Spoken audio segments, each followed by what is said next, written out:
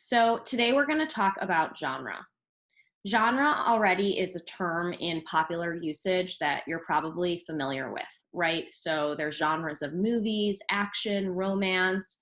There's literary genres, so the genre of the novel, the poem, dramas, and we can also get more precise, right? Within poetry, there's more specific forms, right? So there's the sonnet, the haiku, the villanelle. So these could all be considered genres, and they're often popularly referred to as such. But within rhetorical studies, genre also has a more precise meaning as a rhetorical concept.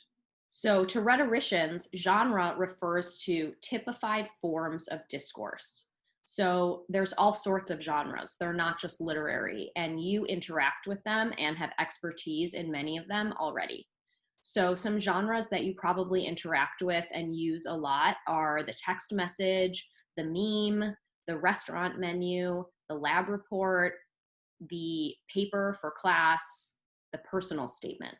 How writing is taught is evolving to pay more attention to genre. So a more traditional form of teaching writing that's still very common in many classrooms is this idea that there's just one genre of paper, right? So in high school, that was really the 5-paragraph essay. And so students historically tend to learn to write one kind of paper. The problem with that is that it can lead to inflexibility and produce what's called negative transfer. So transfer is something that teachers want. It's when you learn something, it transfers into a future writing situation. So negative transfer is when you learn something and it transfers forward to somewhere that it shouldn't have. So for example, if you're taking a college level international relations course and you're supposed to write a policy memo, and you write a 5-paragraph essay because that's the only genre of writing that you know how to write, that's what's called negative transfer. And so increasingly, especially as the university becomes more diverse in what it's teaching, writing instructors are trying to draw students' attention to genres. And the idea is that I can't teach you in a 10-week quarter or a 15-week semester how to write all of the genres of the university or your future workplaces. But I can key you into genres and ask you to notice all of the genres that are around you. And they vary across the university, right? So papers in different courses might have different expectations.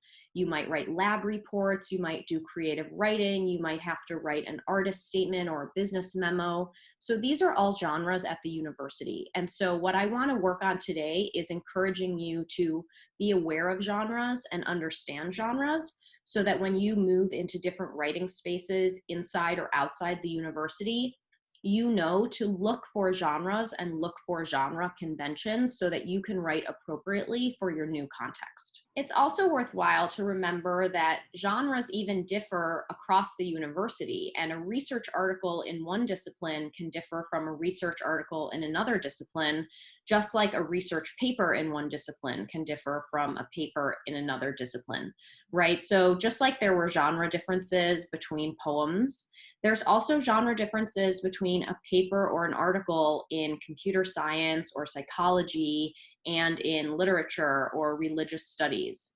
And these genre differences can even extend into subfields. They can differ between journals. So it's really about noticing the conventions in the communities that you're in. And even different communities of academics are their own discourse communities with their own conventions and their own writing practices and expectations for you to learn about and navigate. So whenever you want to produce something, I highly suggest that you find examples of it and study them. And especially if you want to publish something or you want it to circulate, it's good to look at your target outlet and study several examples of the genre that you're trying to produce. And if you're trying to publish an article, I would even say pick the outlet that you want to publish in and study the articles in that publication to really send the editor something that it would be easy for them to see in their own publication. Rhetorical theorists have a few things to say about genres, and I want to look at a quote by Susan Miller, who really revolutionized the study of genres with her essay, Genre as Social Action, in 1984. So she says, and I'm reading here, I will be arguing that a rhetorically sound definition of genre must be centered not on the substance or the form of discourse, but on the action it is used to accomplish. To do so, I will examine the connection between genre and recurrent situation, and the way in which genre can be said to represent recurrent rhetorical action. Thus, inaugurals, eulogies, courtroom speeches, and the like have conventional forms because they arise in situations with similar structures and elements, and because rhetors respond in similar ways, having learned from precedent what is appropriate and what effects their actions are likely to have on other people. So genres like inaugurals or eulogies arise because the situation keeps getting repeated, and the speaker or the rhetor, the person producing the rhetoric, learns what works well in that situation, and the audience also learns what to expect. Think about the syllabus, for example, a genre that we interact regularly with in college. Nobody invented the syllabus or wrote out rules for it. Rather, there was a repeated rhetorical situation, right? Every day on the first day of class at colleges all over the country, there was a rhetor, a professor or an instructor that had information that they needed to deliver about the term that their audience, the students, wanted, right? So their name, where their office was, the course texts, the course policies, the schedule. Based on how students responded, the syllabus evolved over time. And it also generated expectations in readers. So when you as a student pick up a syllabus on the first day of class or look at it online now, you also know what to look for because having worked with syllabi in the past, you have expectations. And so this creation of expectations between writer and reader allows genres to develop, and it makes the sharing of information easier for both parties. So genres have forms that emerge from recurring rhetorical action, needing to do the same messaging again and again in similar situations. They change over time, they're not static, and they reflect the values of the communities that circulate them. So genres help writers and readers communicate. Becoming familiar with genres then can help you communicate with your readers or your viewers more effectively by writing or editing in a way that they're familiar with and can navigate easily. But you can also play with audience expectations by diverting from genre conventions or innovating on them.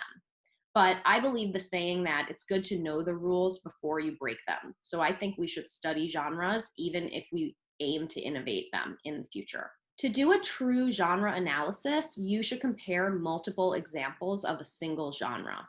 So some things that you can look for include the structure, the ethos of the creator, so how they represent themselves and their knowledge, and also how they imagine their audience, how the text establishes its goals and its values, the relationship between the methods of inquiry in that text and how conclusions are drawn and defended, and how the text acknowledges references or citations and engages with its own evidence. I'm going to continue talking about structure in a different video, but structure is also related to genre. For now, start paying attention to genres and noticing all the genres that you produce and consume in your life. What are the genres that you're working to produce in this course? What are the genres that you're already an expert in reading, writing, and producing? Off you go.